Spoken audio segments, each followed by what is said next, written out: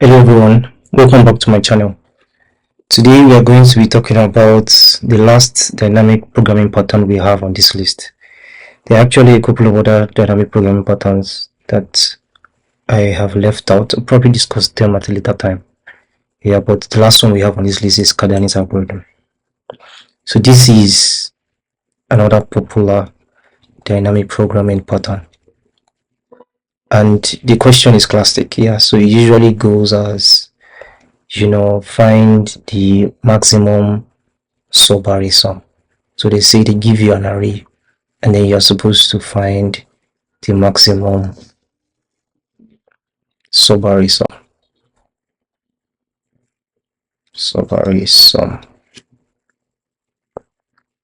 This is classic Kadanes algorithm. And so I'll give you a sample question of what it looks like. So imagine that you have an input array. You have 4, there's 1, there's -5. Say there is 0. Let's say we have 1, then we have -2, then let's say we have another 2, then we have 4. And you're supposed to figure out the maximum subarray sum within this array. Yeah, so by the way, a subarray is a contiguous segment of an array. Yeah, so they have to be like indices that are contiguous, that are close to themselves. And you're supposed to figure out a subarray within this array that gives you the maximum sum. This is classic Kadanes algorithm. And we can try to figure it out. Yeah, if we say we pick this one, this is 5. If we try to expand here, we get 0. We expand again, we have another 0. We expand again, we have 1. If you expand again, this is -1. Then we expand again, this is now 1. Then we expand again, this is 5. Yeah, so this is basically what we have just done now is prefix sum. I don't know if you've noticed. So the prefix sum, the first pattern we had on this list, we sum the elements with their subsequent elements all the way to the end, and then along the way we try to see if we have a maximum. Yeah, so the problem is this doesn't work. The reason why it doesn't work is because there's a maximum subarray here, and then that subarray is this one, 4 and 2, which is 6. And you can see there's no point here where we had 6. So let me just quickly recap. So here we had 4, this was 5, this was 0, this was 0. So you can see there's no 6. Yeah, so this is the kind of question that Kadanes algorithm shines. And the idea is that we need to so imagine that we need to loop through all of these indices one by one, and then we have like a current sum counter. So we have a current sum counter. We loop through all of the elements one by one. As we loop through, we increment this current sum counter with that value here.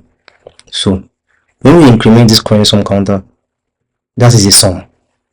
We have a maximum variable that we also keep track of, and then at some point within the loop, so that we have like a loop going from I is equal to 0 all the way to all the way to the length of the array. So within this loop we would have we kind of increment the value of this current sum to we add the value of array index I. So when we add this value of array index I, we have a value current sum. Then we now need to update our maximum value by saying that this maximum value is equal to the max of the maximum value and the current sum. Okay, that's the first step. So we have the max using this one. So we say we initialize our max to be 0 initially. Current sum could be 0. Yeah. So now once we have this, the next thing is that we now need to now see hypothetically speaking, there's a possibility that this current sum can become a negative value. I don't know if you notice here. So somewhere here, this is positive, this prefix. Imagine we are summing this, we are summing this. It becomes 0 here. We sum this is 0. We sum it becomes positive back. But then we sum it at this point, we have a negative value. Yeah. So because we have a negative value here right now, what that means is that because we have a negative value here right now, that means that we don't, like, if we are to form a subvalue that actually gives us the answer, we should discard this, we should discard everything from behind here.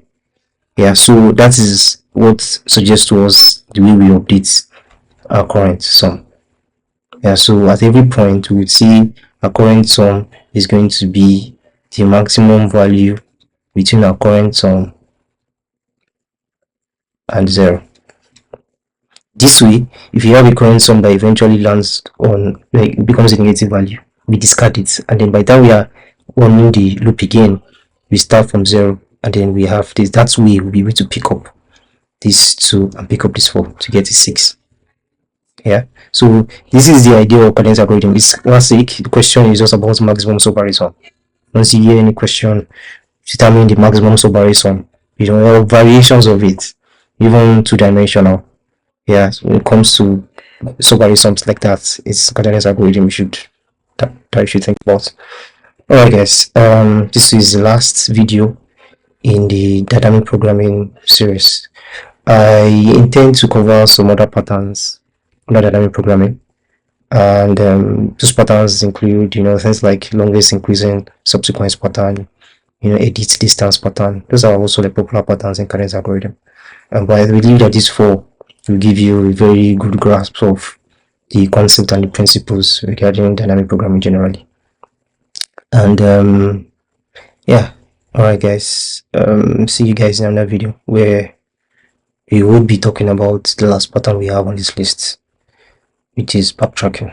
Please don't forget to like, share, and subscribe, and see you guys once again. Bye.